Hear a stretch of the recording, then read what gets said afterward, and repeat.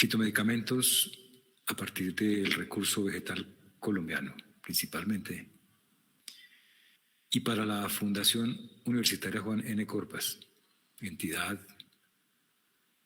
que es, digamos, la que cobija toda esta investigación, todo el desarrollo y todas las bases fundamentadas en las que se ha afincado a lo largo de estos 50 años.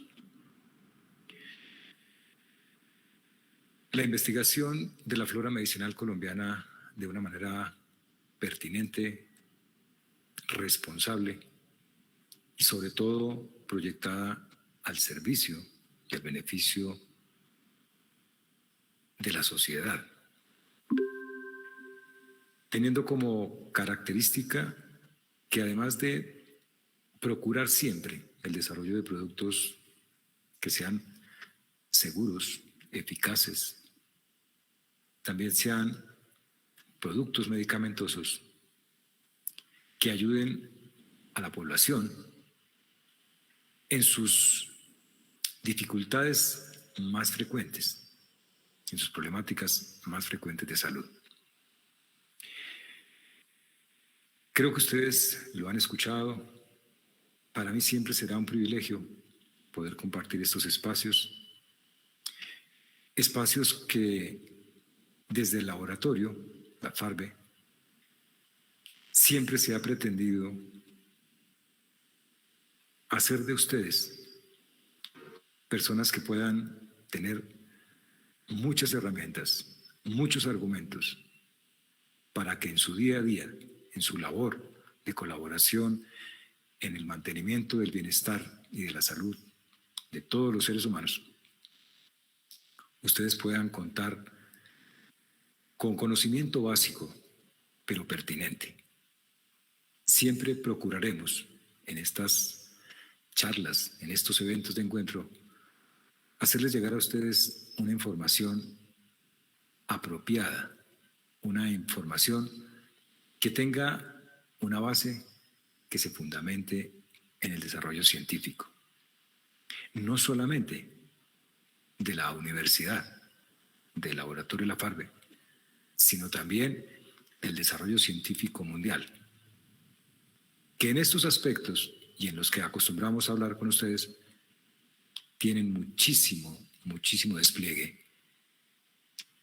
Todas las investigaciones que se hacen y que nos mantienen día a día entendiendo un poco mejor la realidad del ser humano. Por eso es muy bonito poder compartir, como les digo, con todos ustedes esa información que ha logrado decantarse hasta los últimos días. Siempre también hemos procurado que ustedes estén actualizados en las temáticas que son, quizá, también desde la perspectiva de la investigación, las que más frecuentemente nos consultan, nos preguntan y las que más frecuentemente se presentan. Existen muchísimas temáticas que podrían ser parte de todo este programa de educación continuada que el laboratorio quiere ofrecerles a todos ustedes. Sin embargo, creemos nosotros que debemos estar tal vez muy bien informados en aquellas temáticas que normalmente son de nuestra cotidiana vivencia, del día a día en nuestro trabajo. Y por eso es que para el día de hoy no es la excepción y queremos nosotros compartir con ustedes aquello que de alguna u otra manera hoy en día se puede entender, se puede de pronto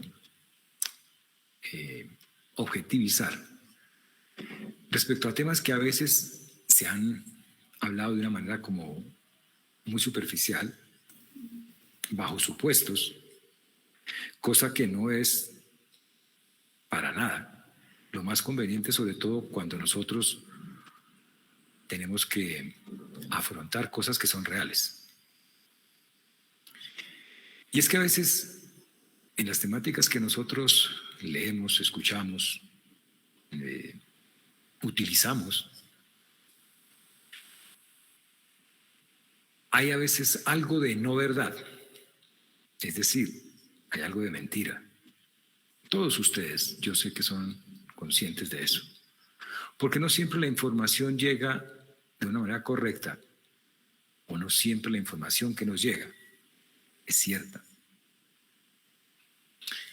Y hay temáticas que a veces se vuelven o tabú, o temáticas que se vuelven como solucionadoras de aquellas cosas que desconocemos, y todo empezamos a sesgarlo por una temática que teóricamente o aparentemente es como la más fácil. Miren, la temática de hoy pretende que nosotros objetivicemos, que hagamos concreto algo, y es eso que llamamos mente, eso que entendemos cada uno de nosotros como mente, tendrá que influir de alguna manera en la enfermedad orgánica.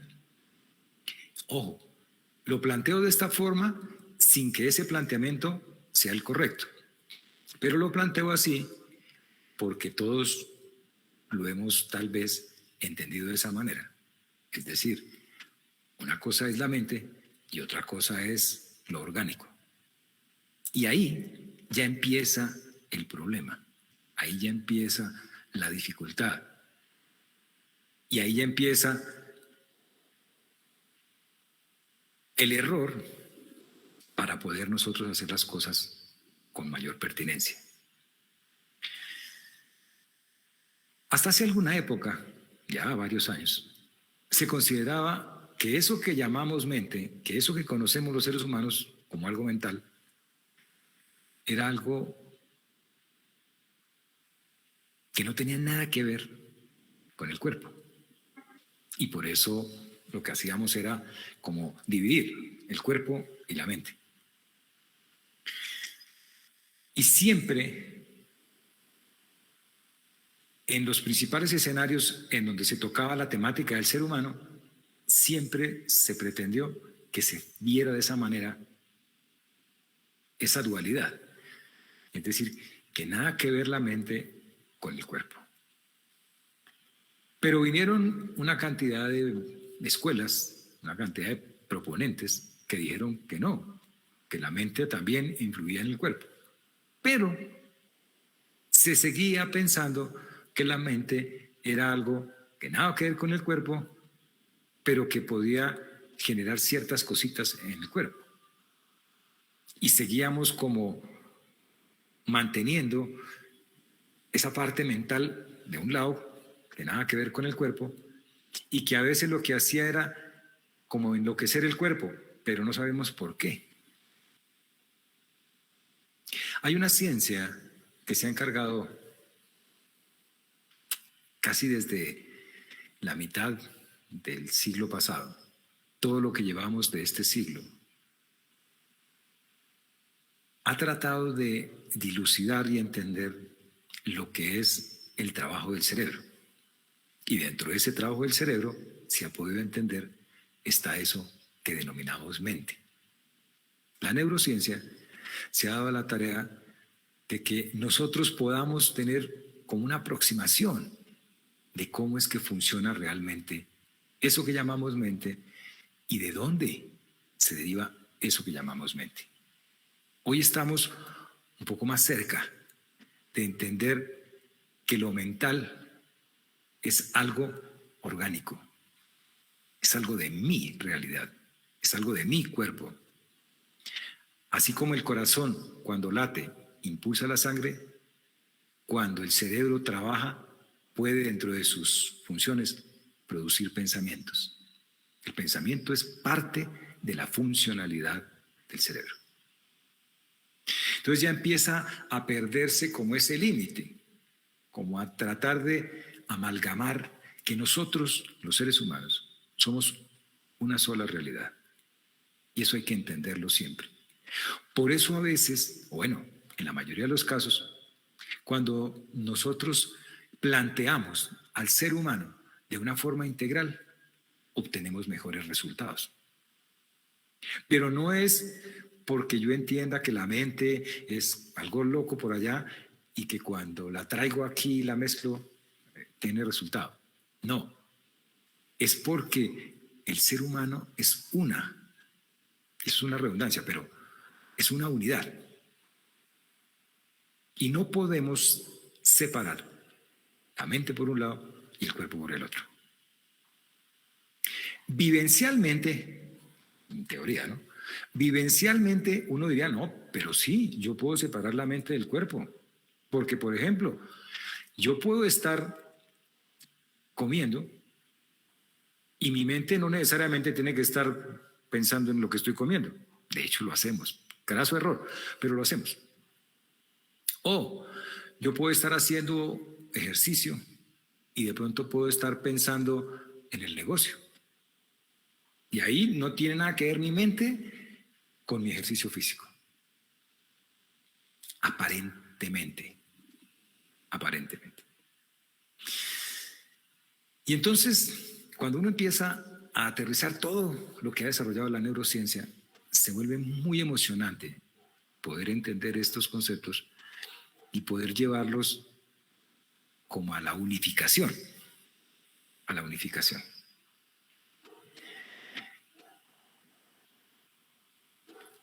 Digamos que empecemos a hablar de lo anatómico, o sea, de lo que llamamos físico. Miren, físicamente, lo primero que se desarrolló como órgano, no como célula, porque la célula fue mucho más antes, pero como órgano, lo primero que desarrolló el ser humano fue lo que nosotros conocemos como sistema nervioso. Eso fue lo primero que desarrolló la especie humana. Se considera, según las propuestas de algunos investigadores, se considera que el cerebro es de los órganos más antiguos de la especie humana. Digamos que ha existido desde muchísimos, pero muchísimos miles de años. Esto no es de hace 8 días. Y el cerebro fue desarrollando y la evolución exigió que se desarrollaran cosas en el entorno del cerebro para que el cerebro pudiera seguir evolucionando. Es decir, que el resultado de músculos, todo ese tipo de cosas, se fue adaptando a la necesidad de un ser humano que necesitaba sobrevivir. Es un proceso evolutivo. La persona que evoluciona es la que aprende a sobrevivir. Por eso es tan importante que todos los días nosotros aprendamos. Esa experiencia que nosotros aprendemos nos permite sobrevivir. Y lo más bonito es que eso se va integrando a la información genética humana y así podríamos en teoría lograr que la especie humana sea cada vez más adaptable. Qué pena. Gloria Ortiz, por favor, apaga.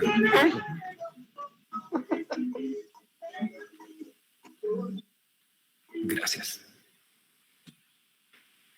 Entonces, como ese cerebro, que digamos es la base de todo, empezó a generar una conexión.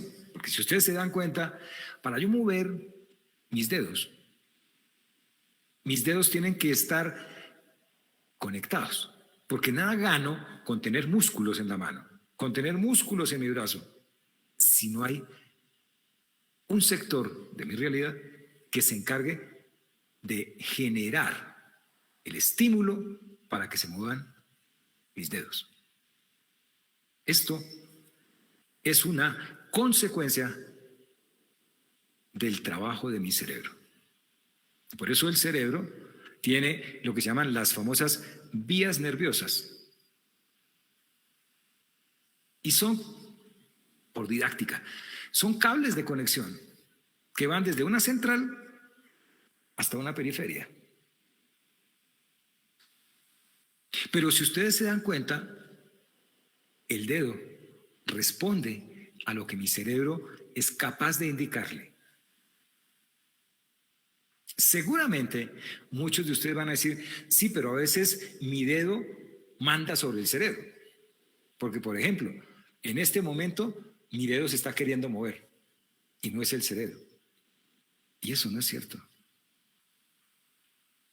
En el momento en que yo pienso en mi dedo y que mi dedo se quiere mover, repito la frase, en el momento en el que yo pienso. ¿Se dan cuenta que lo primero fue el pensamiento? Pero ¿y qué es el pensamiento? Y hoy en día se sabe que el pensamiento es una función del cerebro.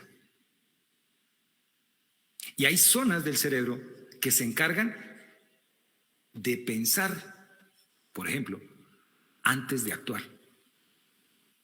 Si yo quiero mover mi mano de esta manera, antes de hacerlo, mi cerebro tuvo que haber pensado cómo es moverla de esa manera. Porque él tiene que programar cuáles músculos, cómo debo hacer, qué debo mover para que mi mano haga esta torsión. Eso no se hace por sí. Solo no se hace. Por eso es tan complicado que un cerebro se dañe o se altere. Ustedes han escuchado, por ejemplo, que hay personas que tienen lo que llaman una trombosis cerebral. Técnicamente, un accidente cerebrovascular. Y cuando tienen una lesión del cerebro, a veces se quedan sin poder mover las manos, sin poder mover medio lado, sin poder mover la boca, sin poder hablar, sin poder ver. Pierde mi cuerpo funcionalidad. Funcionalidad. Es posible que todos estemos pensando, sí, pero por ejemplo, se necesita de la sangre, ¿cierto? Que se mueva la sangre para que la sangre pueda darle alimento al cerebro. Pero eso es más importante la sangre, porque sin sangre el cerebro no vive. Pero imagínense que para que el organismo sepa en dónde se necesita más sangre, más alimento, en un momento específico, eso es coordinado por el sistema nervioso. Es coordinado por el sistema nervioso. Por eso si yo me pusiera en este momento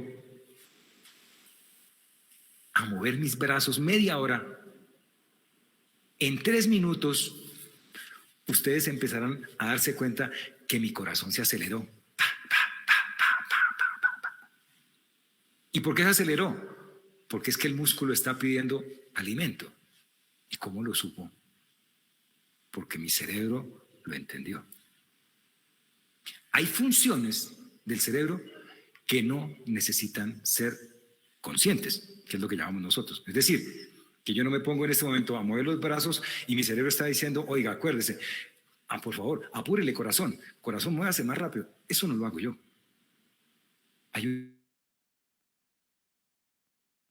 Claro, afortunadamente, esas funciones las hace el cerebro de una manera inconsciente para mí, pero se hacen. Se hacen. Si mi cerebro dejara de enviar una señal, que es la que se encarga de medir o de marcar la frecuencia cardíaca, porque hay un centro en el cerebro o en una región del sistema nervioso que se encarga de definir la frecuencia cardíaca. Hay un de medir que mi cerebro esté trabajando correctamente. Es bien bonito. Yo sé que ustedes han oído hablar de un personaje que es famoso. Y es famoso ¿por qué? Porque ha investigado muchísimo y ha tratado de entender el cerebro. y es un colombiano, Rodolfo Ginás. Y el profesor Ginás afirma que un ser humano es cerebro. Eso es un ser humano.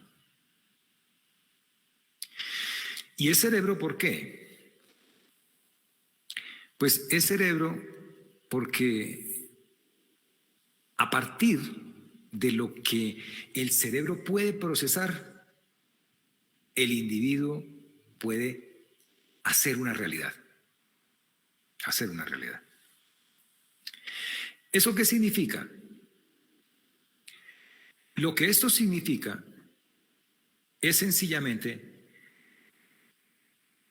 que si ustedes no tuvieran la posibilidad de hacer funcionar adecuadamente su cerebro, corren un riesgo de que tienen una realidad específica. Es tan sensible el cerebro que el cerebro puede cambiar su funcionamiento. Imagínense a las 4 de la tarde y yo ya me bebí una botella de whisky. Es cuando a uno le dicen, miren, si ya bebió, no conduzca. Y entonces le dicen a uno, es que los reflejos se alteran, es que usted se vuelve un poco más lento, es que... Y se dan cuenta que todo eso es respuesta de mi cuerpo, porque mi cuerpo depende de una buena información. Por eso se ha vuelto, que lo triste es eso, se ha vuelto como de moda, que no debían ser bodas, pero se ha vuelto de moda, dice que hay que cuidar el cerebro. Ahora sí se nos dio por cuidar el cerebro. Pero el cerebro no se cuida dándole pastillas o echándole no sé qué sustancia. El cerebro se cuida con cosas elementales. Y lo hemos hablado también aquí. Alimentación, sueño, buenos hábitos, actividad física, no alcohol, no sustancias psicoactivas, no cigarrillo. Lo que ya se sabe, que es una afrenta contra el bienestar o la salud de cualquier órgano. Pero el cerebro sí que más. Entonces, reitero, como lo dice el profesor Ginás, el cerebro se convierte prácticamente en todo lo que somos. Todo lo que somos. Entonces, eso que ustedes sienten que es un pensamiento, el pensamiento es el cerebro trabajando. Y entonces, por ejemplo, yo nací en una región del país en donde no se habla de usted, sino se habla de su merced. Yo lo escuché, yo lo entendí y después yo lo hablé. Cuando yo pienso en hablar con alguno de ustedes, yo le digo, a su merced le parece bien que yo diga estas cosas. De pronto, en el sector donde yo nací, con la familia que me crié, no era convencional utilizar el tú. Y por eso yo poco utilizo el tú. En el sector donde yo nací se dice buenos días. Pero nunca se escuchó decir good morning. Eso no se escuchó. Por eso tuve que después aprenderlo para poder entenderlo. Pero en otras partes, las otras personas de pronto aprendieron a decir good morning. Y de pronto las personas no aprendieron a decir buenos días. Y en esa secuencia que tenemos nosotros de ir asimilando eso que llamamos conocimientos, esos conocimientos van fundamentando algo que es algo que se denomina una función ejecutiva, que son funciones, es decir, funciones de mucha complejidad, que denotan lo que denominamos comúnmente como inteligencia.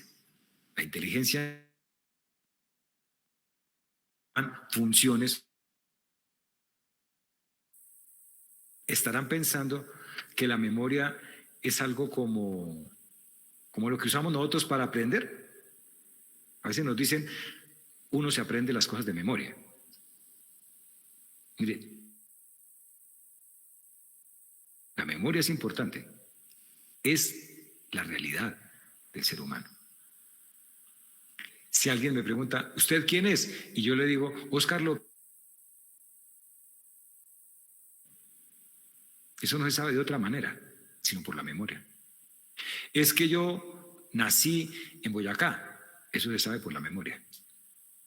Mi historia, mi realidad, se puede entender por la memoria. Por eso es tan complejo que una enfermedad como el Alzheimer altere la memoria, porque le altera la realidad al ser humano. Y el ser humano queda como sin realidad. Eso es lo difícil. ¿A qué quiero ir? Miren que en este momento les estoy diciendo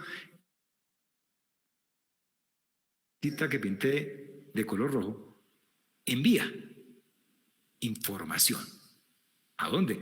A todos los órganos. Vamos a suponer, envía información al estómago. Podríamos decir que envía información, por ejemplo, a los músculos. A cualquier parte del cuerpo, el sistema nervioso envía información. ¿Qué significa esto?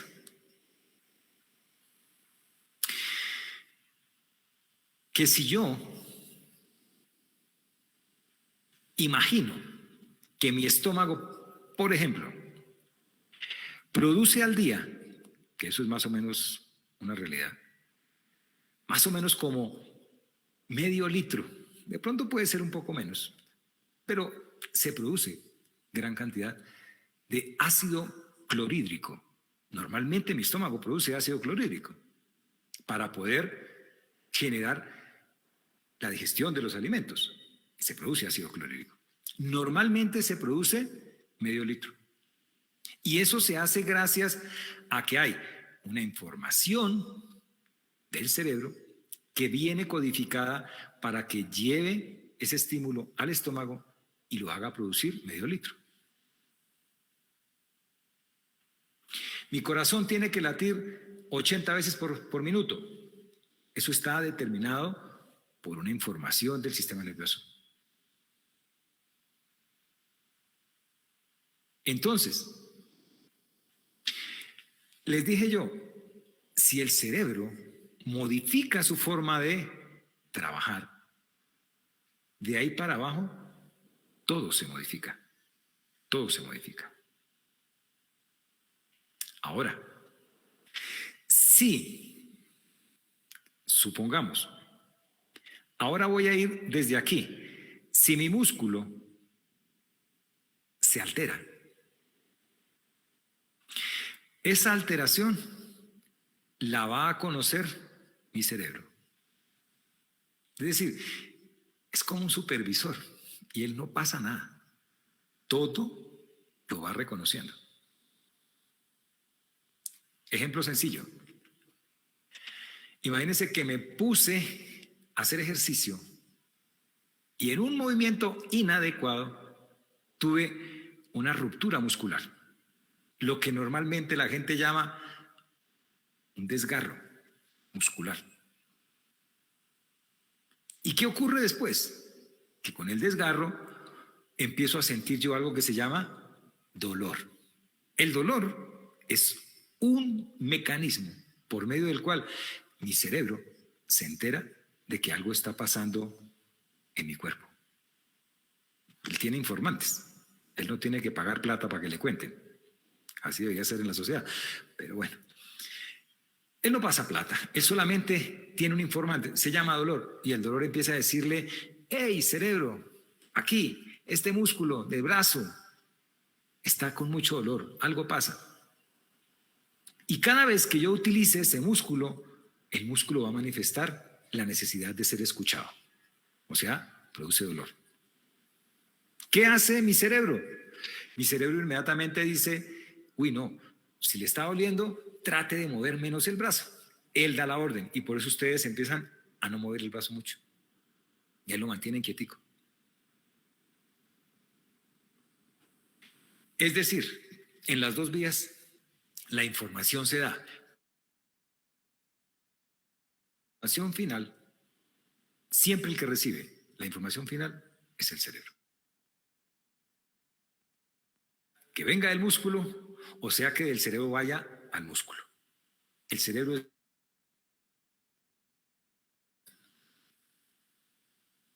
Así las cosas, empieza uno a pensar entonces,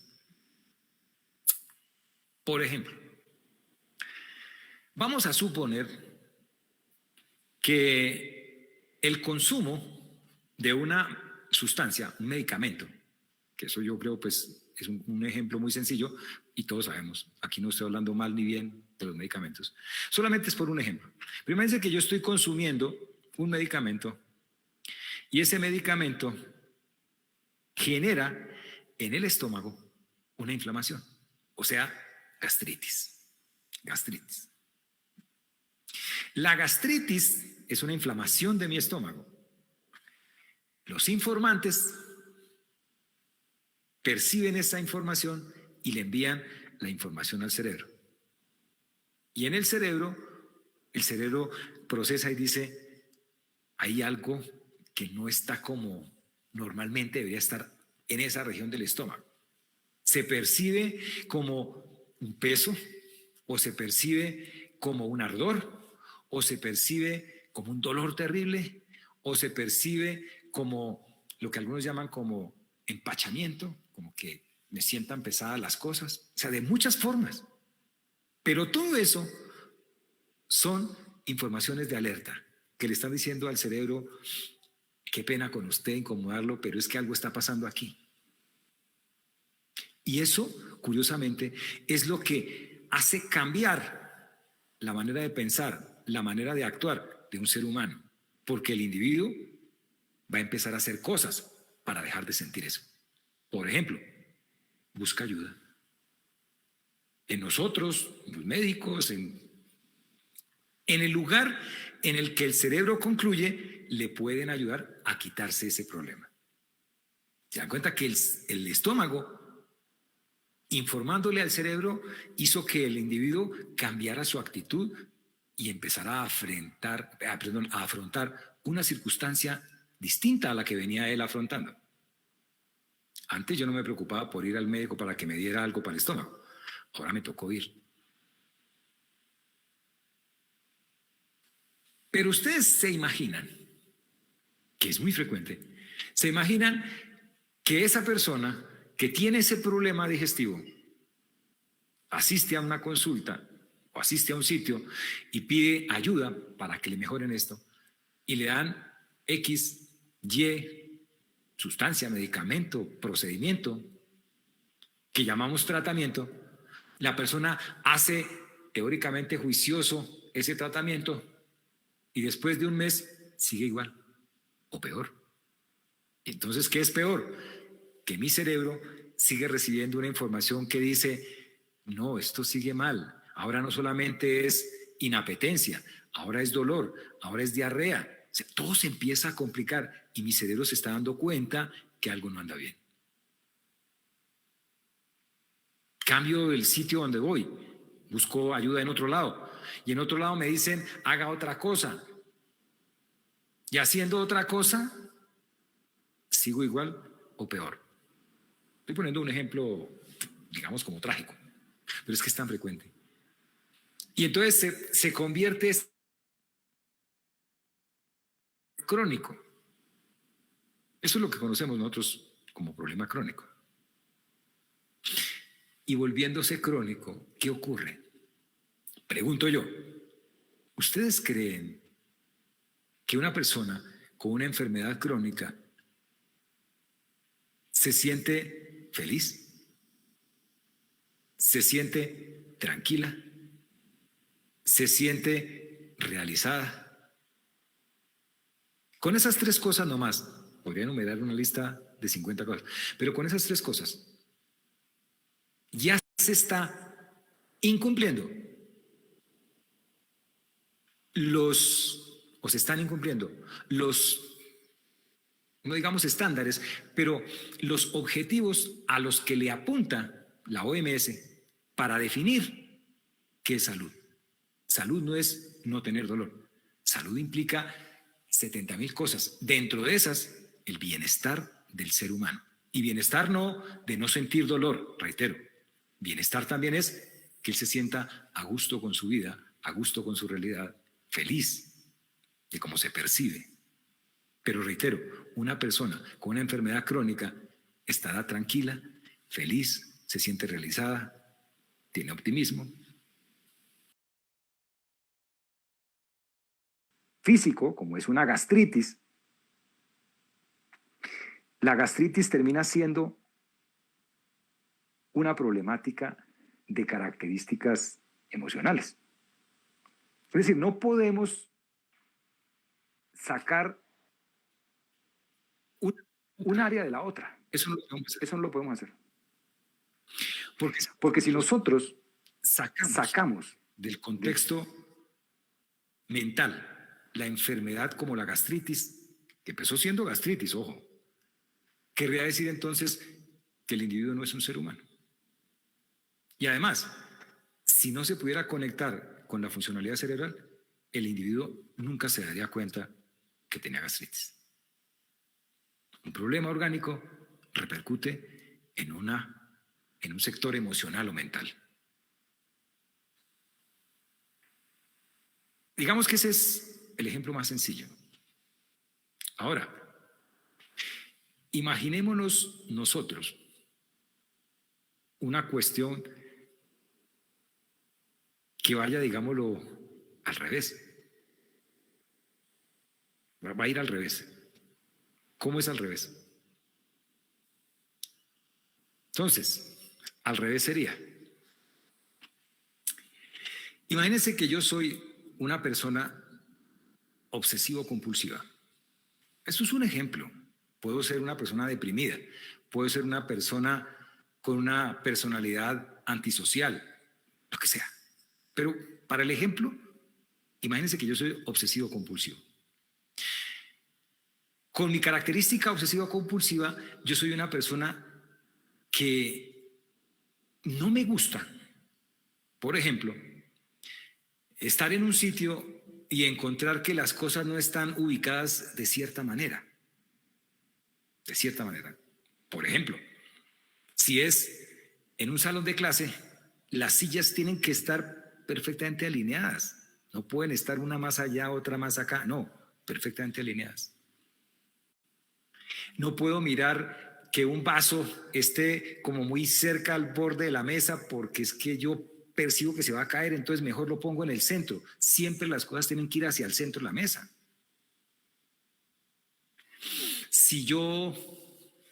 Bueno, hay muchos ejemplos. ¿Qué es lo obsesivo?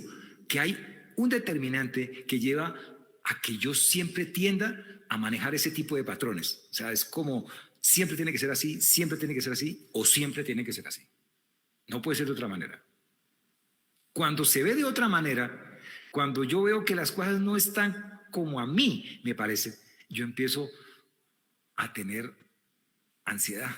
O sea, yo no me siento cómodo. No, pues que esa vaina no, eso no puede ser así.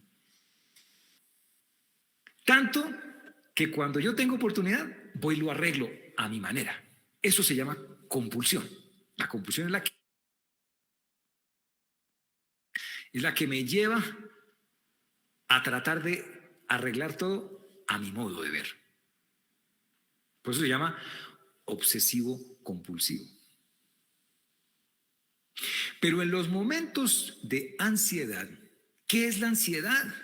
Porque es que muchas veces nosotros decimos la ansiedad es como eso que siente uno como un desasosiego, como una sensación de, como algo metido aquí detrás. Eso es como la ansiedad. Pero ustedes se dan cuenta que una persona ansiosa se acelera, si le aumenta la frecuencia cardíaca. Puede incluso tensionar sus músculos. Se le seca la boca.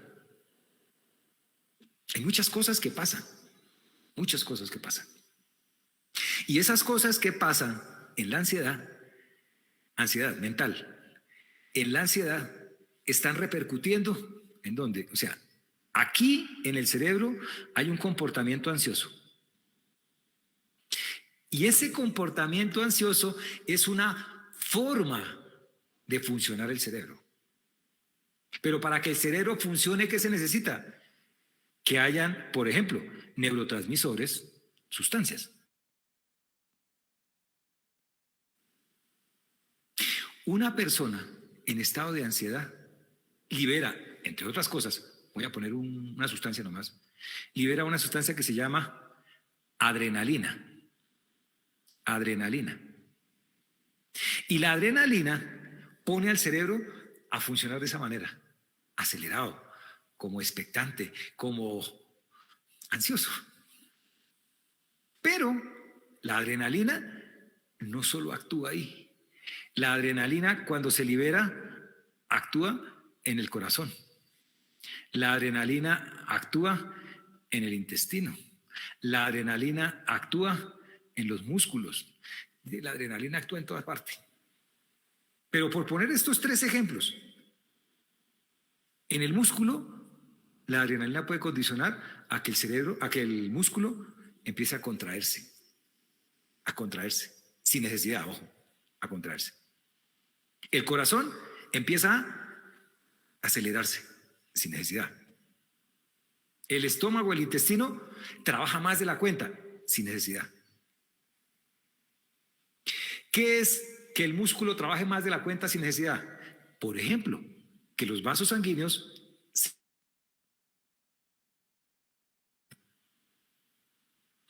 ¿qué es que se contraiga un vaso sanguíneo sin necesidad? A eso le ponemos un nombre elegante y sé que usted ya lo sabe. Cuando los vasos sanguíneos se contraen sin necesidad y se mantienen así, porque es una persona que está todo el tiempo ansiosa, a eso se le denomina hipertensión arterial. ¿La hipertensión arterial qué es? Una enfermedad física. Mire de dónde viene. Por eso estamos entendiendo que lo que llamamos disque mental repercute sí o sí en lo físico. Con este ejemplo de la ansiedad, mire que estamos, por poner solamente 3 datos para no extendernos porque el tiempo no nos da, estamos actuando en 3 sistemas: en el digestivo, en el sistema cardíaco o circulatorio y en el sistema locomotor. Es factible que cuando uno está con ansiedad, como mi sistema digestivo trabaja más de la cuenta, se acelera. Por ejemplo, ¿se acuerdan que les dije que el estómago produce medio litro al día de ácido clorhídrico? Cuando está bajo estrés, este puede producir hasta 1 litro. Y 1 litro de ácido en el estómago empieza a dañar el estómago. ¿Cómo lo llamamos? Gastritis. Y por eso a veces decimos, es que mi gastritis es por estrés. ¿Y eso es posible? Claro que sí. ¿Es que mi hipertensión es por estrés? ¿Eso es posible? Claro que sí. Emocionalmente, nosotros influimos siempre en nuestro cuerpo. Ojalá que esa influencia emocional sea a partir de emociones que sean benéficas para el ser humano. Por eso es que algunos grupos, algunos sectores, siempre viven promoviéndole a uno, miren, siempre tengamos pensamientos positivos, siempre tengamos actitud positiva, pensemos bien, pero no porque eso sea como una magia. Porque imagínense que si mi cerebro está funcionando bajo un modo metabólico de sustancias y todo, ¿qué es lo que me hace sentir a mi bienestar? Eso mismo se transfiere a todo mi cuerpo. De hecho, lo que le dicen a uno cuando está bajo estrés es: hay que bajarle un poquito al estrés. Haga cosas, póngase a hacer yoga, haga relajación, haga meditación, haga deporte, cosas que lleven a que la carga de estrés, que ya sabemos que es una forma de funcionar el cerebro por las sustancias que está produciendo, a que esa forma de funcionar se modifique. Porque si yo logro modificar esa forma de funcionamiento, seguro se va a modificar la forma como mi cerebro afecta a mi cuerpo. En este momento, por eso se piensa, se sabe, que hay muchas enfermedades que antes se consideraban como que se producían porque sí, eso que llaman técnicamente esenciales, ¿no? Entonces hay hipertensión esencial. ¿Qué es esencial? Que no se conoce cuál es la causa. Hoy en día se sabe que esa hipertensión esencial es secundaria a estados adrenérgicos, o sea, por adrenalina. Y la adrenalina la producimos personas que somos principalmente ansiosas. Y seguramente ustedes van a decir, uy, pero es que ¿quién no es ansioso hoy en día? ¿Cierto? ¿Se dan cuenta por qué esas enfermedades repercuten tanto en la sociedad nuestra? Y nuestra sociedad no va a poder ser más saludable si no modifica todo ese tipo de cosas. Es posible que a mí me diagnostiquen una artritis y la artritis va a llevar a que yo haga una respuesta emocional. Pueden ser múltiples. Yo puedo tener una respuesta emocional de frustración, una respuesta emocional de rabia, una respuesta emocional de ansiedad, de miedo, y de acuerdo a lo que produce en mi artritis. Y las 10 personas tienen síntomas distintos y viven diferente la artritis, siendo una misma enfermedad. Por eso también el manejo de una enfermedad debe enfocarse en la parte que llamamos emocional o mental. Eso no se puede olvidar, porque ahí estamos teniendo en cuenta la unidad. Eso que les dije al inicio, la unidad. El ser humano es una unidad. Terrible cuando nosotros nos dedicamos solamente a arreglar la rodilla derecha. Es que vengo por un dolor de rodilla en la rodilla derecha y trabajamos solo en la rodilla derecha. Y el resto, no, a mí no me importa el resto. El resto que mire a ver qué hace, pero yo me dedico a la rodilla derecha. Y por eso muchas veces, a pesar de que damos disque tratamientos muy buenos, no nos sirven. No nos sirven. Siempre que vamos a tratar un ser humano, debemos tratarlo como ser humano. ¿Por qué? Porque la mente y el cuerpo son una unidad. Cada desbalance que exista en alguno de esos dos extremos, sea en la mente o sea en el cuerpo, va a repercutir sí o sí en el otro. Eso es literal. Eso es científicamente demostrado. Nada, absolutamente nada, deja de ser afectado cuando cambian alguno de esos dos extremos, lo que llamamos mente o lo que llamamos cuerpo. Si alguno, por ejemplo, se ha sentido enamorado, si alguno se ha sentido triste, si alguno se ha sentido frustrado, si alguno se ha sentido con rabia, seguro que lo han percibido en su cuerpo. Seguro que sí. De hecho, el que me diga, no, esas cosas yo no las percibo en mi cuerpo, no creo. El simple hecho de tener un pensamiento constante en algo, eso que las mamás llaman pensadera, que tengo la pensadera, y piense. Eso genera estrés en el organismo. Porque para que el pensamiento se repita, requiere alimentación. Es chistoso decirlo, pero es cierto. Si yo pienso 10 veces en algo, requiero 10 pejos de pan. Pero si pienso 1000 veces, necesito 1000 veces eso. Y eso entonces genera un trabajo metabólico aumentado en el cerebro. Y ese trabajo metabólico aumentado va a repercutir en el resto de mi cuerpo. Porque es como si en algún sector se necesita más economía que en otro. Y el otro tiene que empezar a medirse en sus gastos. Es posible que eso no lo percibamos, pero ocurre. Entonces, todo es como un castillo de naipes. Y empieza a fallar un naipe y el riesgo es que todo se empieza a desarmar. ¿Por qué no siempre se da? Depende de cada individuo. Porque cada individuo es una realidad, es una unidad.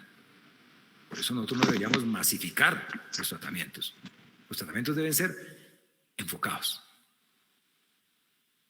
Somos cuerpo, somos mente. ¿Y por qué? Porque la mente es del cuerpo y porque el cuerpo es de la mente. El ejemplo o la comparación sería como, imagínense que mi corazón es la mente y mi cuerpo es mi cuerpo. Si yo me levanto, se levantó mi cuerpo, pero obligatoriamente se levantó mi mente. Si mi mente se acostara, va a obligar a que mi cuerpo se acueste. Ninguno deja de hacer lo que el otro le indica. Ninguno.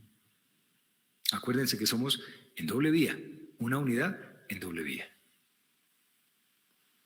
¿A qué llegamos en este momento? ¿A qué conclusión? A que definitivamente lo que dicen en este momento las investigaciones científicas es que aun cuando para poder diferenciar de qué estamos hablando tenemos que hablar de mente y cuerpo, tenemos que procurar hacerlo entendiendo de que las dos cosas son lo mismo. Son lo mismo. Y que cuando entendemos que las dos cosas son lo mismo, atendemos realmente o entendemos realmente al ser humano, no antes. Por eso es que, como les digo, se sugiere y los invito a que siempre procuremos tener una mente, y lo voy a concluir con esa frase, de ahí viene esa frase, aunque no se entendía en esa época, porque ya no podemos decir solamente que el cuerpo debe estar sano para que haya una mente sana, o la mente debe estar sana para que el cuerpo esté sano. Hay una frase que era la de los abuelitos, mente sana en cuerpo sano. Eso se promulgó porque se entendía que era importante. No se sabía por qué, pero aquellos filósofos que pensaron eso se dieron cuenta que era así. Hay muchas cosas en la realidad del bienestar del individuo que se han venido diciendo desde hace miles de años. Lo que pasa es que ahorita lo estamos entendiendo desde lo que llamamos nosotros científico. Mente sana en cuerpo sano, para que en cuerpo sano haya mente sana. O sea, ese sería el complemento de la tarde de hoy. Que si empezamos con mente sana en cuerpo sano, hablemos también de cuerpo sano en mente sana. Bueno, muchísimas gracias. Como siempre les digo, de verdad es un placer poder compartir, expresando excusas, como les dije, tal vez por las tormentas que se han presentado en ciertos sectores de Bogotá, hemos tenido dificultades de comunicación. Ojalá estas, a pesar de que han sido poco numerosas en la charla, no hayan alterado el fondo real, que era que ustedes se llevaran un mensaje que les pueda colaborar en la actividad tan valiosa que hacen día a día. Muchas gracias por seguir siendo parte del laboratorio, parte de nuestra realidad, y por seguir queriendo y creyendo que el trabajo lo podemos hacer bien en beneficio de los demás. Una feliz tarde a todos. Muchas gracias, doctor.